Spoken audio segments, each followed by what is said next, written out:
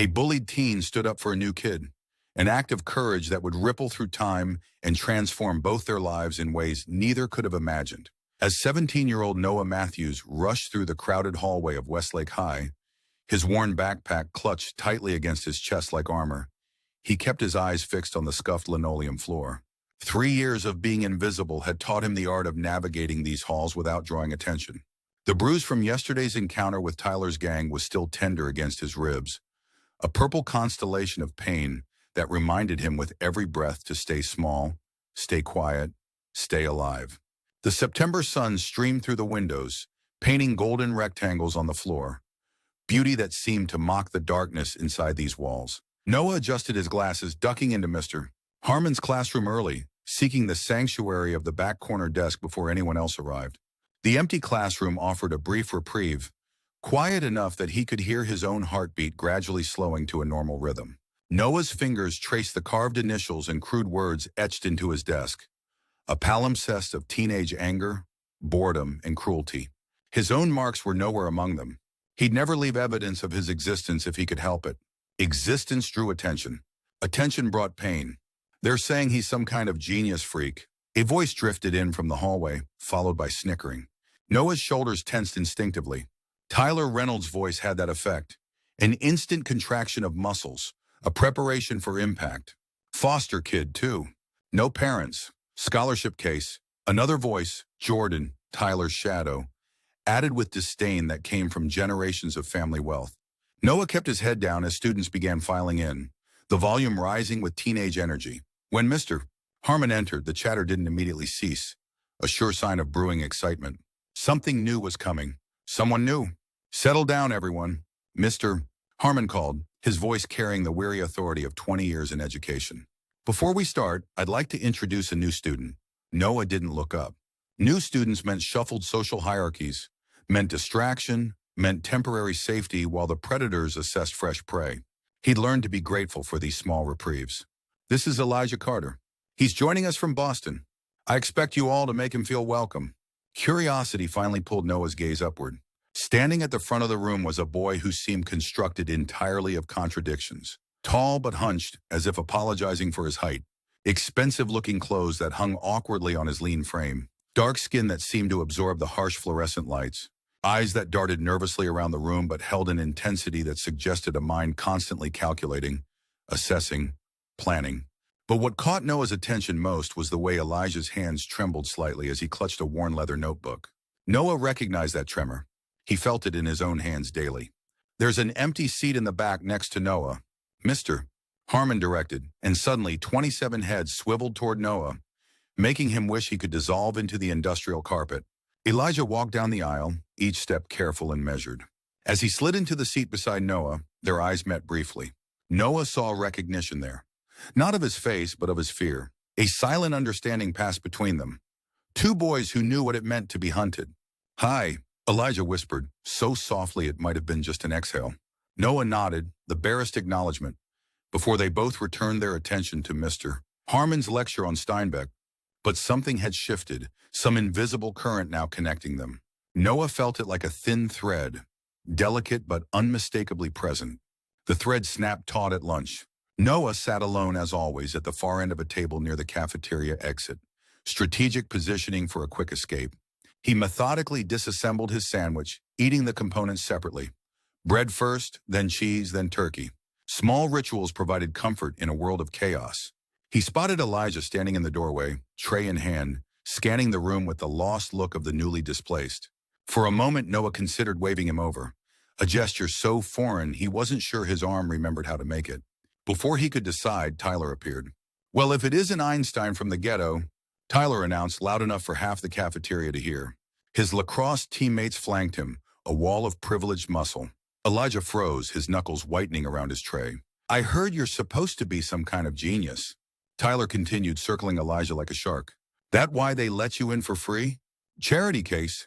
Noah watched, heart hammering against his ribs. He recognized the pattern.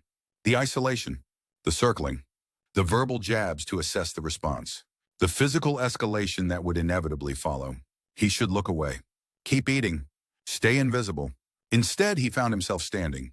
His legs moved before his brain had fully authorized the action. Years of careful invisibility abandoned in a moment of inexplicable courage, or perhaps just the recognition of himself in another's fear. "Leave him alone, Tyler," Noah said, his voice steadier than he felt. The cafeteria fell silent, shock rippling through the room. Noah Matthews, speaking, standing up, to Tyler Reynolds. Tyler turned slowly, disbelief morphing into delighted cruelty. "Look who found his voice. The ghost speaks." He stepped toward Noah, abandoning Elijah temporarily for the more interesting target. "You grow a spine over summer, Matthews?" Noah's mouth was dry, his palms slick with sweat. But something kept him standing. Perhaps the way Elijah was looking at him, with confusion and something like wonder. "Shay, just let him eat in peace." Noah's voice wavered but didn't break.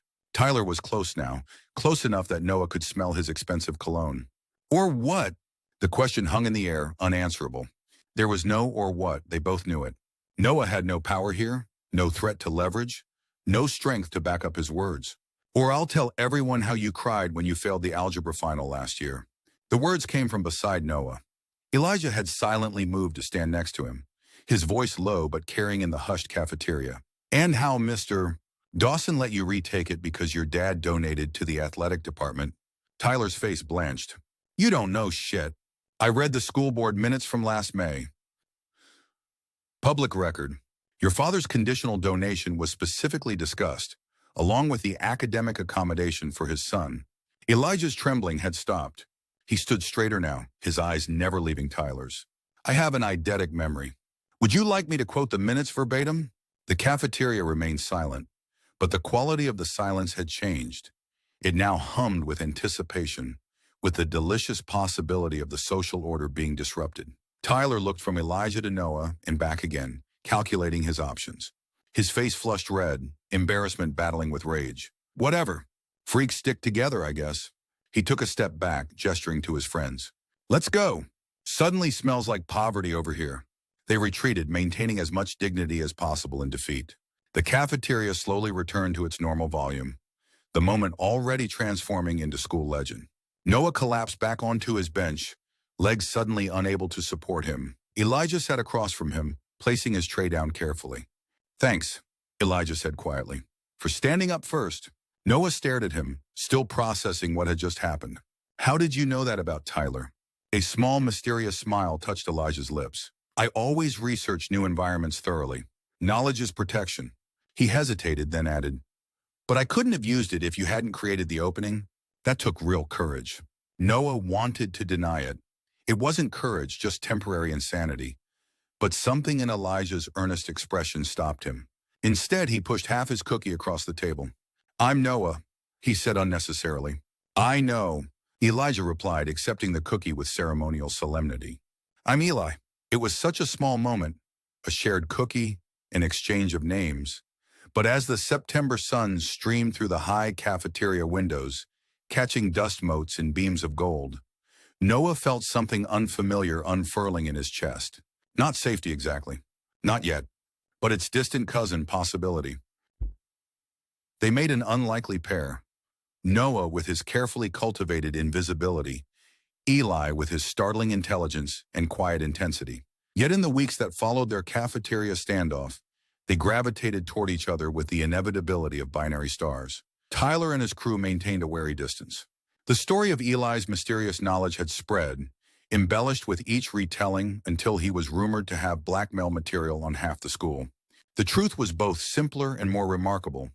Eli observed everything, forgot nothing, and connected dots others didn't even see existed. "It's like your brain has an extra gear," Noah said one October afternoon as they sat beneath the massive oak tree at the far edge of the school grounds. The autumn air carried the scent of distant bonfires and approaching winter. Eli looked up from the circuit board he was tinkering with, one of his endless projects. "It's not extra, just different." He hesitated, fingers tracing the copper pathways. "Sometimes I think I'd trade it all to be normal." "Normal is overrated," Noah replied, surprising himself with the conviction in his voice. Eli smiled, one of his rare, full smiles that transformed his serious face. "Says the guy who can walk through a crowd without calculating 17 different variables with each step." "What variables?" "Social hierarchies, optimal pathway efficiency, threat assessment probabilities, Facial microexpressions indicating potential aggression? Eli shrugged, as if listing ingredients for a sandwich rather than the exhausting calculations that accompanied his every social interaction. Noah watched a leaf spiral down from the oak, landing on Eli's circuit board. Sounds exhausting. It is. Eli gently removed the leaf, examining its vein structure before setting it aside. But it's also how I knew you were safe. Safe? The first day in Harmon's class, you looked at me differently than the others. You saw me, but you weren't assessing me for weakness or social value. Eli's voice softened. You just saw me. The simple observation pierced Noah deeply. He had spent so long trying not to be seen that the idea he had truly seen someone else, and that this seeing was a kind of gift, felt profound. They sat in comfortable silence as the sun began to set, casting long shadows across the school grounds. From this distance, Westlake High looked almost beautiful, its brick facade glowing amber in the fading light. I've been thinking about the future, Eli said suddenly, closing the notebook where he sketched his endless designs and ideas. After high school, Noah tensed slightly. The future was a topic he avoided, a vast uncertainty that loomed like a storm on the horizon. Yeah, I want to build something. Something important. Eli's eyes took on that distant look they got when his mind was racing ahead, seeing possibilities invisible to others. Technology that actually helps people, not just makes them more isolated. You could do it, Noah said and meant it. In the month he'd known Eli, he'd seen enough of his brilliance to believe Eli capable of almost anything. Eli turned to him, expression suddenly intense. Would you help me? The question caught Noah off guard. Me? What could I possibly? You understand people, Eli interrupted. I understand systems, patterns, data. But you understand what people feel, what they need. He leaned forward, animated in a way he rarely showed in public. That's what's missing from most technology. The human element. We could be a perfect team. Noah stared at him, searching for any sign of mockery or pity. There was none. Just earnest belief that made Noah's throat tighten unexpectedly. We're 17, he managed finally. We haven't even taken the SATs yet. Eli laughed, the sound bright and unguarded. Details. Minor obstacles. He extended his hand, formal and yet boyishly sincere. Partners? Noah looked at the offered hand. A simple gesture containing impossible futures. Dreams bigger than he'd ever dared imagine for himself. The sensible part of him wanted to laugh it off, to protect himself from the inevitable disappointment. Instead, he took Eli's hand. Partners. The autumn breeze rustled through the oak leaves above them, a whispered witness to a promise that would alter the trajectory of both their lives. Neither could have predicted how dramatically. Winter descended on Westlake with bitter precision, transforming the school grounds into a monochromatic landscape of white snow and gray skies. As the semester wore on, Noah found himself changing in subtle ways, like ice thawing slowly from the edges inward. He spoke more in class. He walked with his head higher in the hallways. The invisible armor he'd worn for years began to feel less necessary, though he couldn't bring himself to discard it entirely. Old habits of self-preservation died hard. Eli, too, was changing, unfurling gradually from his tightly contained shell. He still analyzed everything, still approached the world as a complex system to be decoded, but he laughed more easily. Sometimes Noah would catch him staring at groups of students with not just his usual analytical gaze, but with something almost like wistfulness. They spent weekends in Eli's small apartment above Mrs. Whitaker's garage. The elderly widow had rented it to Eli at a reduced rate in exchange for his help maintaining her outdated computer and ancient heating system. It was tiny but immaculate, with walls covered in whiteboards filled with equations, diagrams, and lists. Where did you really come from? Noah asked one snowy Saturday afternoon as they worked on a physics project. The question had been brewing for months. Eli's story about Boston felt incomplete, rehearsed. Eli's hands stilled on the scale model they were building. For a moment, Noah thought he wouldn't answer. Foster care originally, Eli finally said, his voice carefully neutral. My mother died when I was 6. Overdose. Never knew my father. He measured a length of wire with unnecessary precision. I moved around a lot. 8 different homes in 7 years. Noah absorbed this, recognizing the effort it took for Eli to share even these sparse details. And then Boston? And then a juvenile detention center in Springfield. Eli corrected quietly. Then Boston. Noah looked up sharply. Juvie? For what? Computer fraud. The corner of Eli's mouth twitched upward. I was 14 and hacked into the foster care system to try to choose my next placement. Ended up accidentally accessing some adjacent government databases. Accidentally? The security was insultingly inadequate. It was practically an invitation. Eli shrugged, but there was tension in his shoulders. It got me noticed by a special education program in Boston for at-risk youth with exceptional aptitudes. 2 years there, then the opportunity to finish high school here with an independent living arrangement. Noah let out a low whistle. So you're basically Goodwill Hunting. Eli looked up, surprised, then laughed. A real laugh that seemed to release some of the tightness in his body. With less bar fights and more extreme social awkwardness, maybe. They returned to their project, but something had shifted between them. Another layer of walls coming down, trust deepening in the quiet exchange of truths. Later, as evening settled over Mrs. Whitaker's snowy yard and they sat eating microwave burritos, Eli asked the question Noah had been dreading. What about your family? You never talk about them. Noah focused on rewrapping his burrito, buying time. Not much to tell. Mom works double shifts at Providence Hospital. Nursing assistant. Dad left when I was 10. Siblings? Just me. Eli nodded, not pushing further, which made Noah feel both relieved and strangely disappointed. He wanted to offer more, to match Eli's vulnerability with his own, but the words stuck in his throat. Minutes ticked by, comfortable silence broken only by the hum of Eli's numerous electronic projects and the occasional rumble of Mrs. Whitaker's television downstairs. My mom drinks, Noah said suddenly, the confession escaping before he could reconsider. Not always, but more lately. She's a good person. Just tired, working so hard and still barely making rent. Eli didn't respond immediately, didn't offer empty sympathies or uncomfortable platitudes. Instead, he simply nodded, his eyes reflecting understanding rather than pity. Is that why you never invite me to your place? He asked finally. Noah stared at the half-eaten burrito in his hands. Partly. Also because it's a crappy one-bedroom apartment above the laundromat on 5th. Mom takes the bedroom. I sleep on a pull-out in the living room. He forced a smile. Not exactly conducive to hanging out. I lived in a closet for 6 months when I was 9, Eli offered. Foster family had too many kids. They converted a storage closet. I could touch both walls with my elbows stretched out. Noah looked up at him, caught between horror and a strange kind of gratitude for the shared confidence. That's illegal and depressing, yeah. Eli shrugged. But I had a little flashlight. Read books all night sometimes. Found out I could remember every page exactly. They sat with the weight of their confessions, neither rushing to lighten the moment or move away from the tender, exposed places they'd revealed. Snow began falling outside the small window, thick flakes illuminated by the streetlight. Silent, beautiful, transforming the ordinary world into something softer. We're going to get out, Eli said quietly, his eyes on the falling snow but his mind clearly elsewhere. Build something important. Chikana, change things. Noah wanted desperately to believe him, and sitting there in the warm light of Eli's small apartment, watching snow erase the hard edges of the world outside, he almost could.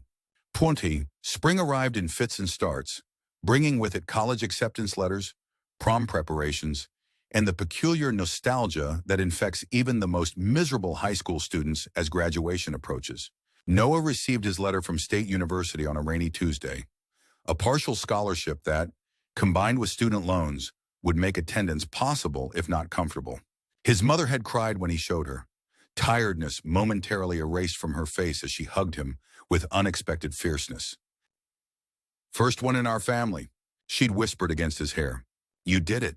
He didn't tell her how his stomach knotted at the thought of student loan debt, at starting adult life already underwater. He just hugged her back and promised to make her proud. Eli, predictably, had been offered full scholarships to MIT, Stanford, and Carnegie Mellon. He'd shown Noah the letters with uncharacteristic hesitation. I haven't decided yet, he'd said, though his eyes lingered on the MIT emblem. They didn't discuss what this meant for their friendship, for the tentative partnership they'd formed beneath the oak tree months earlier. The geographical reality of their diverging paths hung between them, acknowledged but not addressed. On a warm April afternoon, Noah arrived at Eli's apartment to find him surrounded by disassembled computer parts, 3 monitors showing different scrolling data, and a whiteboard covered in what looked like a new programming language. What's all this? Noah asked, stepping carefully over a tangle of cables. Eli looked up, his eyes bright with the feverish energy that appeared when he was deep in creation mode. Our future, He pulled Noah to the center monitor, pointing to a wireframe design. It's a new kind of social connection platform, not like Facebook or any of that superficial garbage. This analyzes genuine compatibility, intellectual, emotional, philosophical. Connects people who can truly help each other grow. Noah studied the complex design, understanding perhaps a tenth of what he was seeing, but captivated by Eli's enthusiasm. I'm calling it Nexus. Eli continued, the words tumbling out rapidly.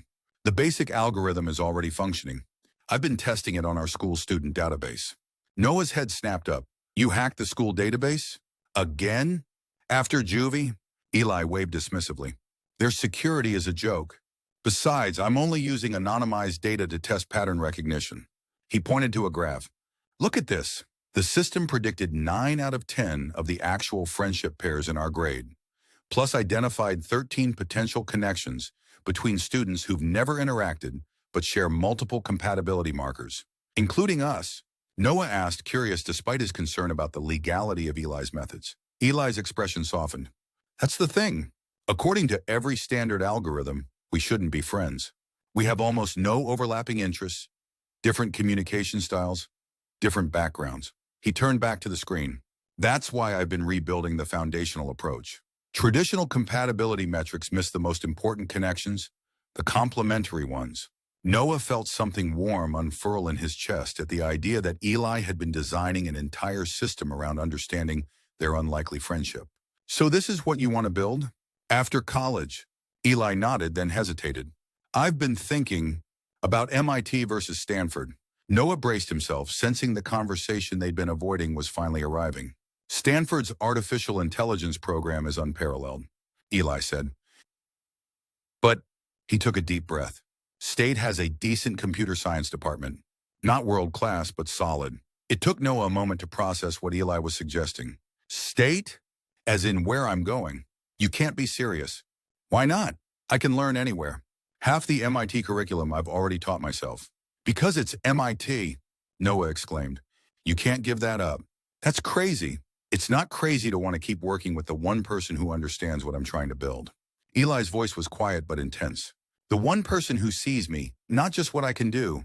The weight of Eli's words, the depth of value he placed on their friendship, left Noah momentarily speechless. No one had ever chosen him over something better. No one had ever considered him worth that kind of sacrifice. You can't. Noah finally managed. I won't let you. Eli's expression hardened with familiar stubbornness. It's my decision. And what about 3 years from now, when you realize you could have been at MIT? When you're bored with classes that are too easy and professors who can't keep up with you? Noah felt his voice rising, emotions he couldn't fully name spilling out. You'll resent me. I won't. You will. And I'll know it, and that will be worse than being at different schools. Noah ran a hand through his hair in frustration. I don't want to be the reason you settle for less than you deserve. They stared at each other, the first real conflict of their friendship crackling in the air between them. Eli broke first, turning back to his screens. I'll make you a deal. What kind of deal? I'll go to MIT. But the second I graduate, we start our company together. He looked back at Noah, intensity radiating from him. I've already mapped it out. You'll have your degree from state by then. 4 years apart, then partners for real. Noah wanted to argue further, to insist that Eli shouldn't plan his life around a high school friendship, shouldn't limit his boundless potential to include someone ordinary like Noah. But the determined set of Eli's jaw told him it would be futile. Instead, he nodded slowly. 4 years. I'll build a technical framework at MIT.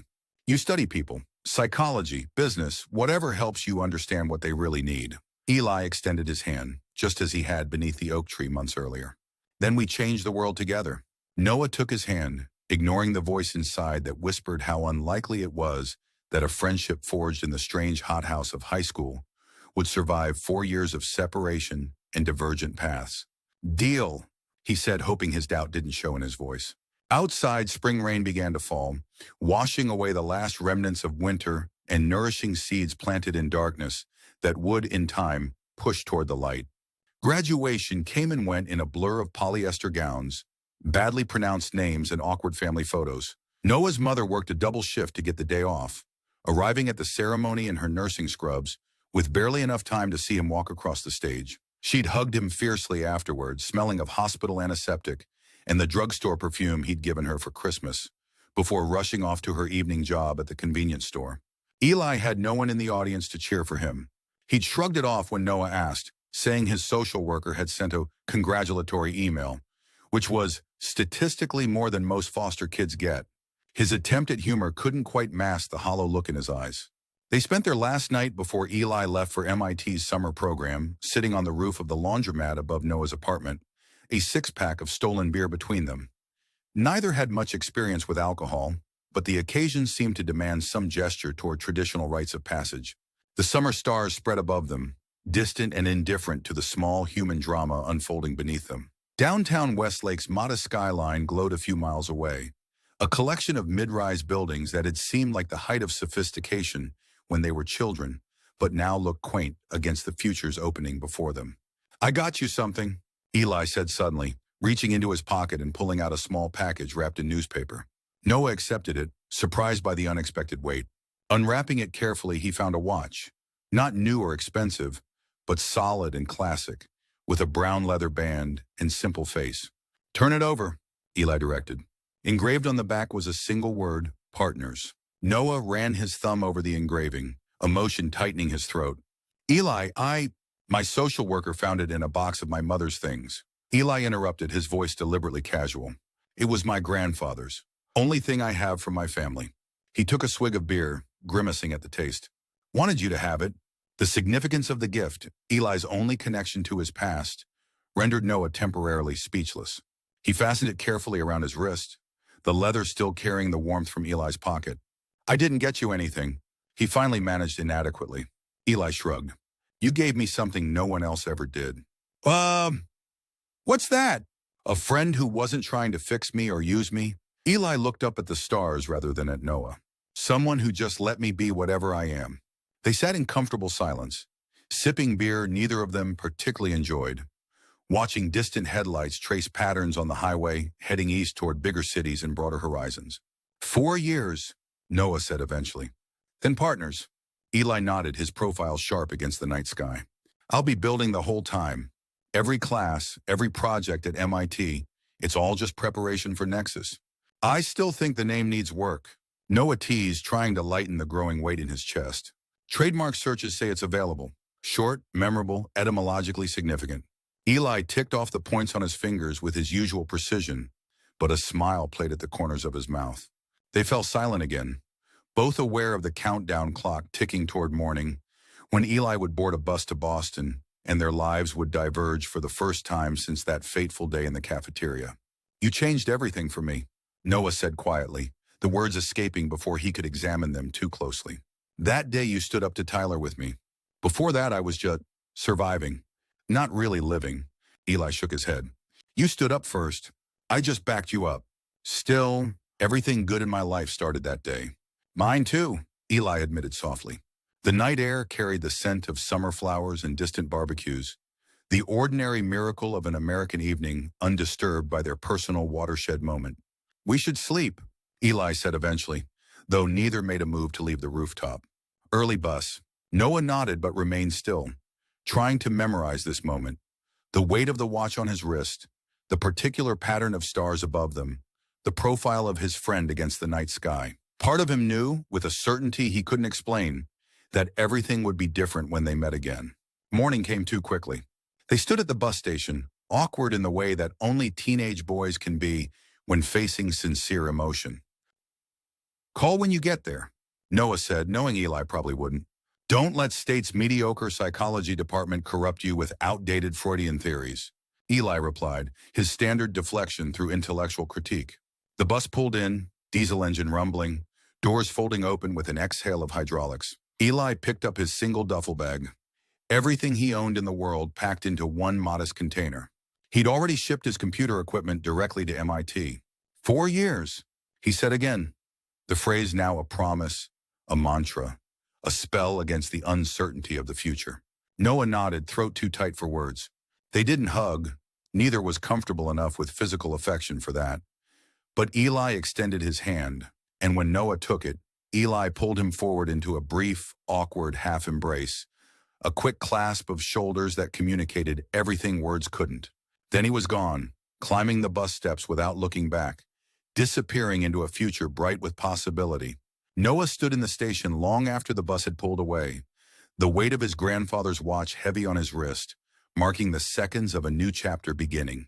The first year passed in a blur of adjustment. State University overwhelmed Noah with its size, its diversity, its endless social opportunities and academic challenges. He called his mother weekly, checking that she was eating properly, that the rent was paid, that her boyfriend Rick wasn't being an ass again. She always insisted she was fine, though the tired strain in her voice told a different story. Eli's communications were sporadic and typically devoid of personal details. He'd send links to articles about emerging AI technologies, or short messages about computational theory breakthroughs that meant nothing to Noah. Sometimes weeks would pass without contact. Then Noah would receive a 3 a.m. text asking his opinion on whether human emotional connection could ever be accurately quantified through digital interaction patterns. Noah dutifully studied psychology, finding unexpected passion in understanding human behavior and development. He worked 20 hours a week at the campus bookstore to supplement his scholarship, living in a cramped dorm room with a sports management major who was rarely there. He made casual friends, went to parties occasionally, even dated briefly. A quiet girl from his abnormal psychology class who eventually told him, with kind honesty, that he seemed emotionally unavailable. He didn't argue the point. Through it all, the watch remained on his wrist, a constant reminder of a promise made on a rooftop under summer stars. The second year brought change. His mother called late one night to tell him she was moving to Arizona with Rick, who'd found steady construction work there. She cried, apologizing for leaving him without a home base, promising to send money when she could. Noah assured her he was fine, that she deserved happiness, that Arizona's dry heat would be good for her arthritis. After hanging up, he sat in the dark of his dorm room, feeling untethered in a way he couldn't articulate. Eli's messages became even more erratic. He'd been accepted into a specialized research program, he explained in one of his rare, lengthy emails, working directly with MIT's leading AI researchers on neural network development. The applications for Nexus are extraordinary, he wrote. I've completely redesigned the algorithmic foundation. The potential is bigger than I initially conceived. Not just social connection, but fundamental understanding of human compatibility patterns across all interaction types. Revolutionary. Noah read the email 3 times, searching for some personal note, some inquiry about his life, before giving up and sending a brief congratulations. The third year, Noah moved off campus to a small apartment he could barely afford. He switched his minor from business to social work, ignoring the practical voice in his head that questioned the financial wisdom of this decision. His courses on trauma, resilience, and community support resonated deeply, offering frameworks to understand his own experiences and Eli's fractured childhood. Eli's communications became so rare that Noah began to wonder if their pact had been forgotten. When his text went unanswered for weeks, he finally called, getting Eli's voicemail repeatedly before trying at 3 a.m. on a Tuesday, a desperate attempt to catch someone he knew rarely slept. Eli answered on the 4th ring, his voice distracted. Noah, is everything okay? The familiar voice after so long brought an unexpected lump to Noah's throat. Yeah, just checking in. Haven't heard from you in a while. Oh, a pause, the sound of typing in the background. I've been consumed with this project. The results are extraordinary. We're pioneering entirely new methods of predictive social modeling. That's great, Noah said, trying to ignore the hollow feeling in his stomach. How are you, though? Not your work. You. The typing paused. I'm fine. Busy. Professor Hendricks is talking about publishing our preliminary findings. That's not what I meant. A longer silence followed. I know. Eli's voice softened slightly. I'm not good at this, Noah. The personal check-in thing. You used to be, with me at least. The accusation hung between them, spanning the hundreds of miles separating Boston from State College. I'm still planning on our partnership, Eli said finally. I'm building all this for that. It's just consuming right now. Right, Noah said, suddenly tired. The 4-year plan.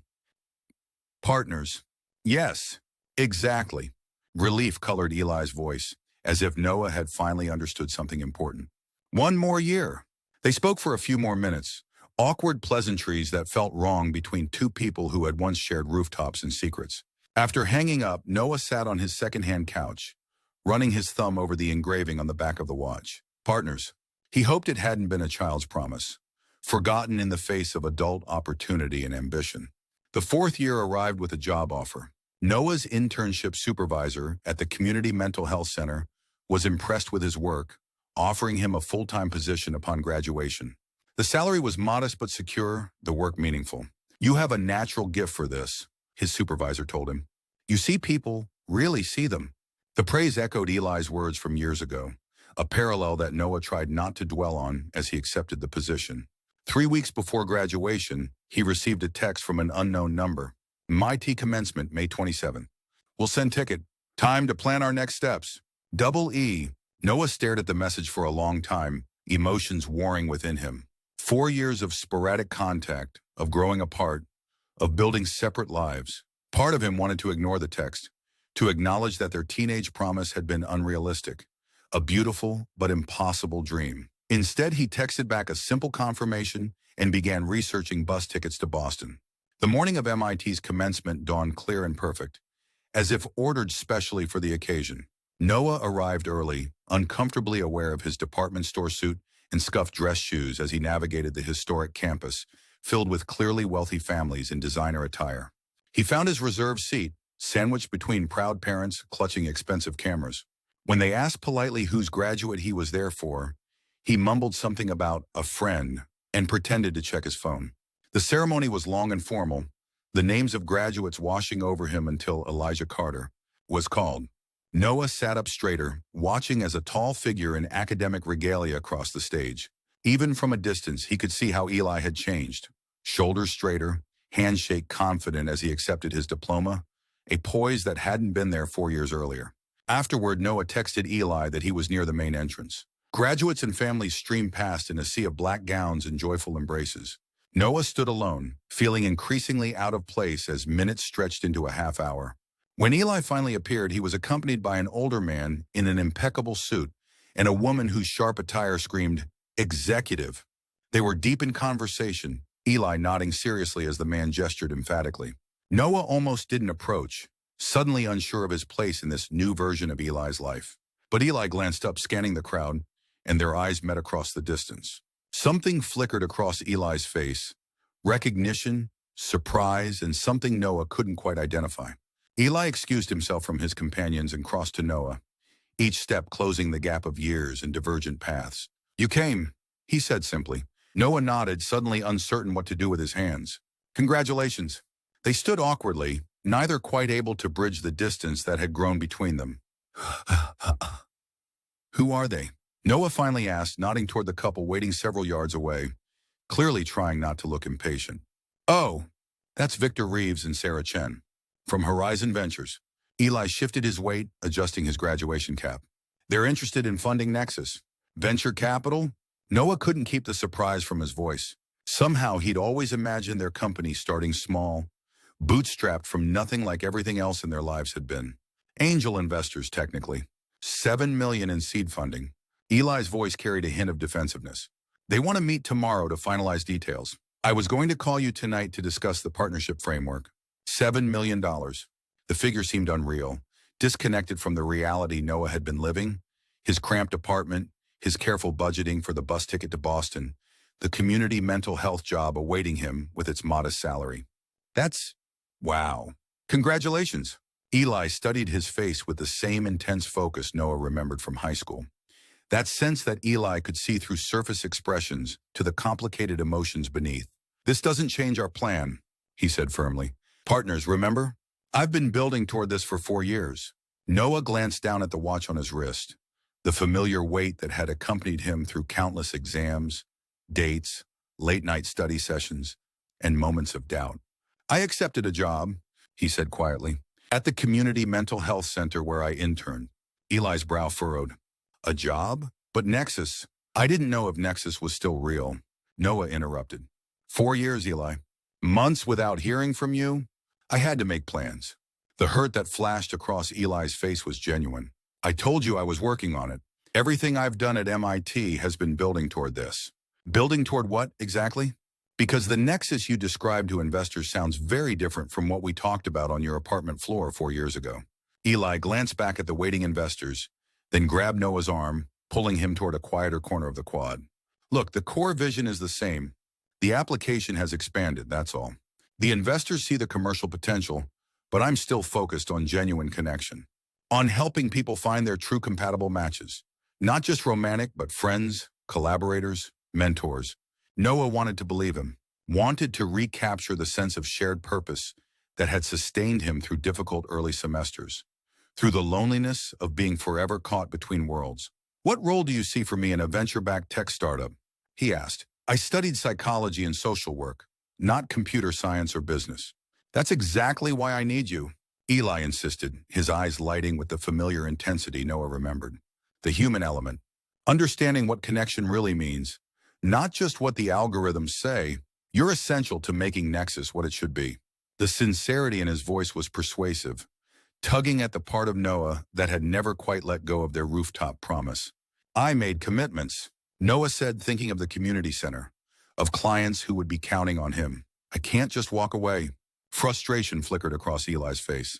This is the opportunity we talked about. The chance to build something that matters, that helps people on a global scale. Mr. Carter? The female investor had approached, her smile professional but impatient. We have that dinner reservation in 30 minutes. Eli nodded to her before turning back to Noah. Come to dinner with us. Hear the whole vision. Then decide. Noah glanced between Eli and the polished investors, acutely aware of his department store suit and comprehensive lack of business vocabulary. He didn't belong in their world of venture capital and tech startups. But then, he'd never really belonged anywhere, except briefly with the strange, brilliant boy who'd stood beside him in a high school cafeteria. Okay, he said finally. I'll listen. The restaurant was exactly as intimidating as Noah had feared. White tablecloths, multiple forks, wine lists bound in leather. He sat silently as Eli outlined his vision for Nexus with practiced eloquence, watching the investors nod appreciatively. The unique value proposition is our proprietary algorithm for identifying genuine compatibility markers through digital interaction patterns. Eli explained, clearly having given this pitch before. Initial market penetration would target corporate team building and hiring optimization, with expansion to educational partnership matching and eventually consumer social connection. Noah barely recognized this language from the passionate boy who talked about healing human loneliness and finding true connection in a disconnected world. The technical brilliance was still there, but the soul of the idea seemed to have been translated into investor-friendly terms that emphasize market share and monetization paths. And you mentioned a partner? Victor Reeves turned his attention to Noah for the first time. With expertise in behavioral psychology? Before Noah could respond, Eli jumped in. Noah's insights into human connection patterns are fundamental to our approach. He'd head up the Human Factors Division, ensuring that technology serves genuine human needs rather than just technical efficiency. The smooth way Eli incorporated him into the vision was both impressive and unsettling. Noah took a sip of water, buying time. What Noah understands, Eli continued, leaning forward with genuine passion breaking through his professional veneer, is that technical solutions are meaningless without human wisdom. Algorithms can identify patterns, but interpreting what those patterns mean for real human connection, that's where most tech fails. Sarah Chen nodded thoughtfully. The human-centered approach differentiates this from standard recommendation engines or dating algorithms. I can see the unique positioning. She turned to Noah. What specific aspects of compatibility do you find most predictive of successful human connection? Put on the spot, Noah hesitated only briefly before drawing on his psychology training. Complementary resilience patterns, he said, finding his voice. People connect most meaningfully when their methods of processing adversity interlace supportively. It's not shared interests or even shared values that predict lasting bonds. It's how people help each other weather difficulties. A moment of surprised silence followed, broken by Victor Reeves' appreciative nod. Interesting perspective. Not the standard metrics. Exactly my point, Eli said, shooting Noah a grateful look. This is why Nexus needs both technical innovation and human insight. The dinner continued, the conversation flowing more naturally as Noah found his footing. By dessert, he found himself genuinely engaged in discussions about how technology could serve human connection rather than replacing it.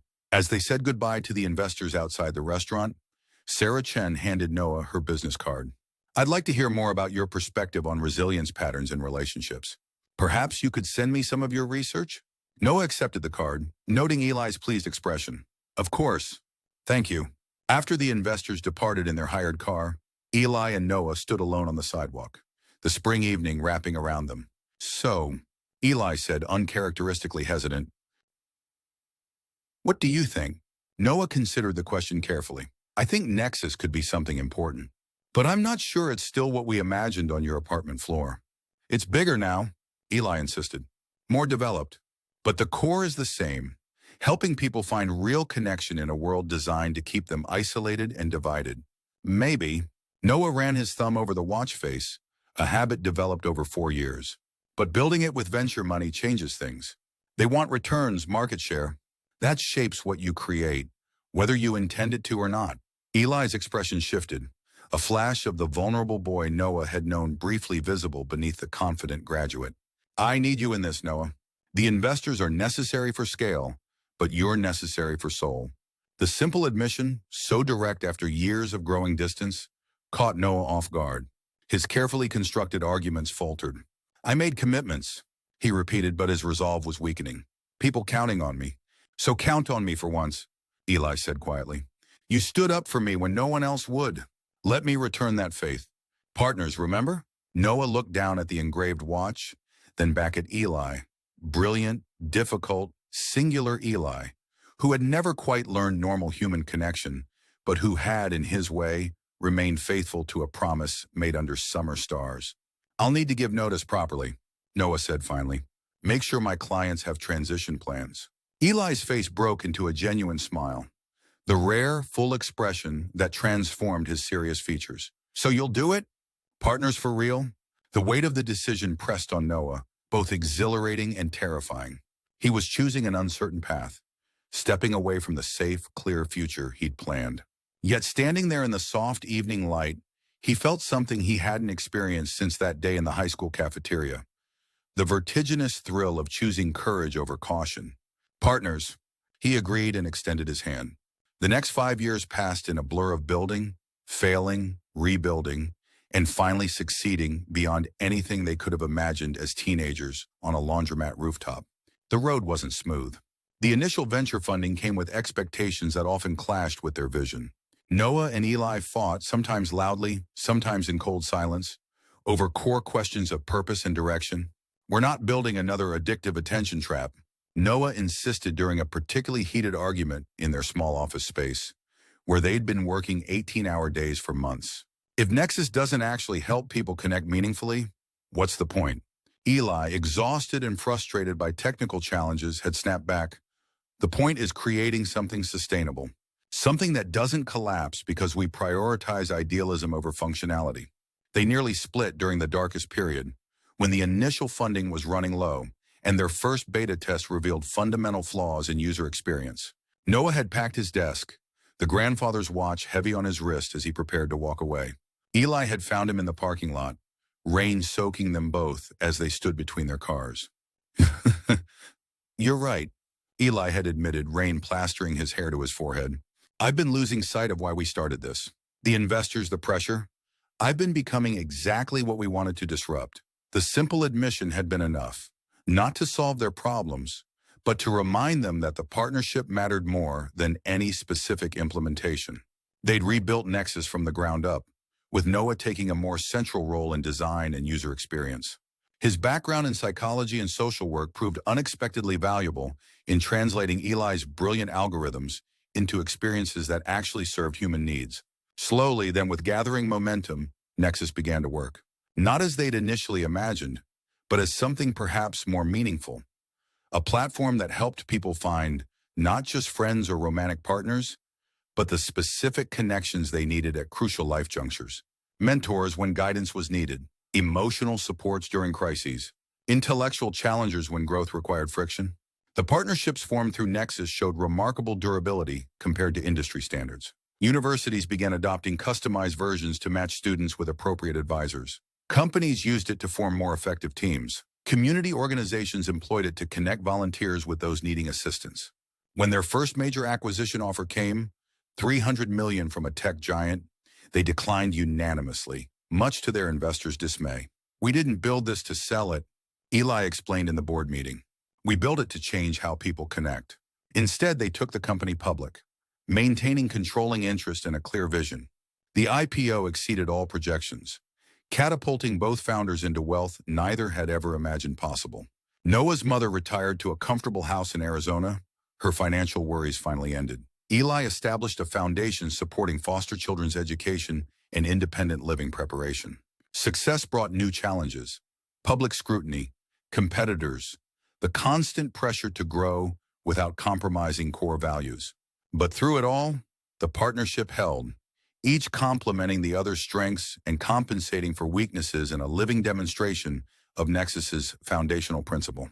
On the 10th anniversary of the company's founding, Forbes put Eli on its cover, dubbing him the billionaire who revolutionized human connection. The article mentioned Noah as the humanizing influence and ethical compass behind Nexus's unique approach. They celebrated privately, away from the gala their PR team had organized, sitting instead on the roof of the now renovated building that had once housed Noah's childhood apartment above the laundromat. Noah had purchased the entire block years earlier, transforming it into affordable housing while preserving the original character of the neighborhood. "Did you ever imagine this?" Noah asked, looking out over the lights of the city that had once seemed so large and is now just one of many where Nexus maintained offices. Eli considered the question with his characteristic thoughtfulness. Not the scale, not the impact, but this, he gestured between them. "I always believed in this." Noah smiled, the expression coming more easily after years of security and purpose. "Even when we didn't speak for months during college, even when we almost fell apart year 2 of the company, even then," Eli leaned back, looking up at the same stars that had witnessed their original pact. "You were the only person who ever saw me. The real me, not what I could do or build. And you were the only person who thought I was worth believing in." Noah replied quietly. They sat in comfortable silence. Two men in their 30s now, shaped by success and struggle into versions of themselves their teenage selves would hardly recognize. And yet, in essential ways, still the same two boys who had faced down bullies in a high school cafeteria. Noah glanced at the watch on his wrist. Still there after all these years, though he could now afford any timepiece in the world. "Partners," he said softly, the word both a memory and a continuing promise. Eli nodded, understanding all that remained unspoken between them. Partners. Below them, the city hummed with countless lives intersecting, connecting, diverging. Some finding their way to each other through the platform they had built from an unlikely friendship and a promise kept against all odds.